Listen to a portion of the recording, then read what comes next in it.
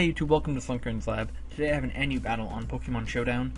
Now before I get into the battle itself, I just want to let you guys know I'm on the other side of the screen. I'm on the other side of the battle. It's Pokemon Showdown. It does what it wants to do. So, yeah. Other than that, I mean, there really isn't anything else to say.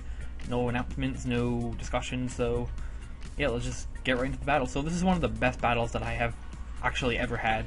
It came down to, well, I'm not going to give you any spoilers, but let's just say it was such a close battle that I'm currently considering it the best battle that I've ever had. So, yeah, I guess that's it. So let's take a look at the team preview. My opponent has a relatively basic team.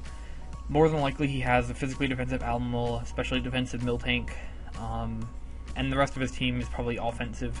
Maybe a defensive Golurk and maybe a spike stacking Scolipede. That's pretty much what I figured that his team would be.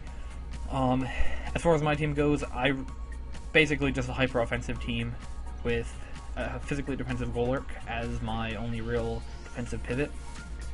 So I'm gonna have to look out for his Fracture and his Caracosta, because if Caracosta is Shell Smash, he can probably sweep my whole team if my checks or counters to it are taken down already. And also, I have to watch out for that Fracture, because if he starts setting up Dragon Dances or Sword Dances, I could really be in a lot of trouble. So, yeah, other than that, looking at his team, probable leads are either his Miltank to set up rocks, his Caracosta to set up, well, basically anything to set up rocks, and more than likely, though, I predicted him to lead off with his Scolipede, because Scolipede is probably his spiker, and it's faster than my whole team, so more than likely he's going to lead with his Scolipede. I decide that I'm going to lead with my Rotom-Frost, because I figured that regardless of what he leads with, I can go straight for a Volt Switch or a Blizzard. I end up going for the Blizzard on the first turn, freezing the Scolipede. However, it does thaw out, so no harm done. Not a big deal, because it just thaws out anyway. And he is able to set up a layer of spikes. Now, I'm going to go for another Blizzard. Luckily, I end up hitting 2 in a row. But unfortunately, he goes into his Almamole, which takes it very well, and now I'm pretty much forced to switch out because I am choiced, and there's no possibility of me switching to an Electric-type move. So now he's going to make a double switch, actually back out into Scolipede, predicting my switch. However, I went into my Skuntank here. I was actually attempting to go for the taunt on his Almamole, but it turns out that I'm just able to kill off his Scolipede with the Pursuit as he sets up his second layer of spikes. Now, he's in with his he brings his Miltank in after his Scolipede dies, and I know for a fact he's probably just going to set up his rocks. But either way, I figure that this is a free chance to go into my Golurk. I'm taking either a normal type move or set up my own rocks as he sets up his. But it turns out that he has the Punishment and he's a Life Orb set with Stealth Rocks. So he ends up getting his Stealth Rocks up, and he does have a move to hit my Golurk with. So it's kind of, I'm not really in a good position here. But I figured that going for the Dynamic Punch would be my best option, because I could confuse him, possibly do some damage through confusion hacks, and obviously the Dynamic Punch is super effective. Now, he makes the switch into his Almamole, he gets confused, and then switches out into his Golurk. Now, I actually predicted him to stay in with his Almamole and possibly try to Toxic, so I went into my Skuntank, again, predicting the Toxic. Whew, excuse me. I don't know why I can't talk today. I feel like I'm out of breath, but anyway, he goes into his Golurk on the, well, we both switch at the same time. I go into my Skuntank, he goes into his Golurk. He tries to go for the substitute, but my Crunch takes him down, so he's too weak to make a sub, and I'm able to just take out his Golurk pretty easily. Now, he brings in his Miltank after his Golurk goes down. I knew the Earthquake was probably coming my way, but I figured that it was better for me to go for the taunt, because I didn't want him milk drinking up if he did actually have Miltank. Holy cow, I cannot talk. Get it, holy cow. Anyway, I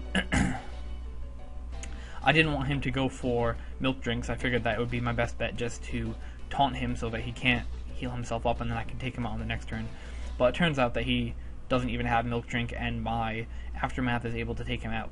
So on the double down, he goes into his Almamole, I go into my Rotom-Frost, he goes for the Protect as I Volt Switch, and he goes for, I obviously have to go for the Volt Switch again on the next turn, and he just stays in, probably because he doesn't really have anything at this point to take Volt Switch, and that gives me a pretty much free switch into my Zangoose, which gets my Toxic Orb activated, and lets me get off a very powerful Facade on something. Now, he brings in his Caracosta to resist the Facade, but it does over 50%, or actually it does exactly 50%, which leads me to believe that this Caracosta is a Shell Smash set, not a physically defensive set, because Caracosta has very high defense, and it turns out that he actually goes for the Shell Smash on the next turn. Now, because he's at such low health, I thought I might be able to take him out with a quick attack if he doesn't have Aqua Jet, but it turns out that he does have Aqua Jet and he's able to just take me out. So I end up losing my Zangoose, but luckily I do have another form of priority on my team in my Samurott, and I know for a fact I can take an Aqua Jet. He obviously thought that his only hope really was to hope that I didn't have Aqua Jet and he could take me out with a Stone Edge, because Aqua Jet would have done nothing to me. But it turns out that I have the Aqua Jet, he doesn't go for it, and I'm able to take him out.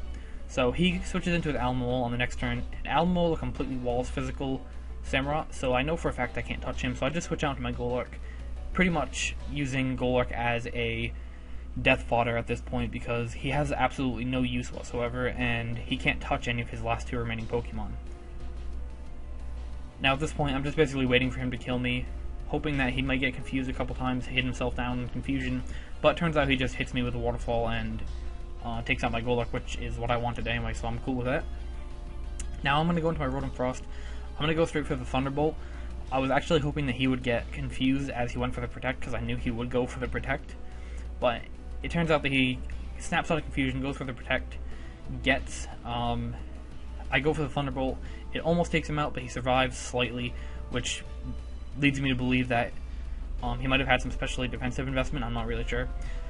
But either way, he lets his Almola die, and now my Rotom Frost is down to the point where it will die while I'm Stealth Rock switching. However, I have to switch out to my Scarfed Sulk, because if I let this Fracture set up to +2, I won't be able to outspeed.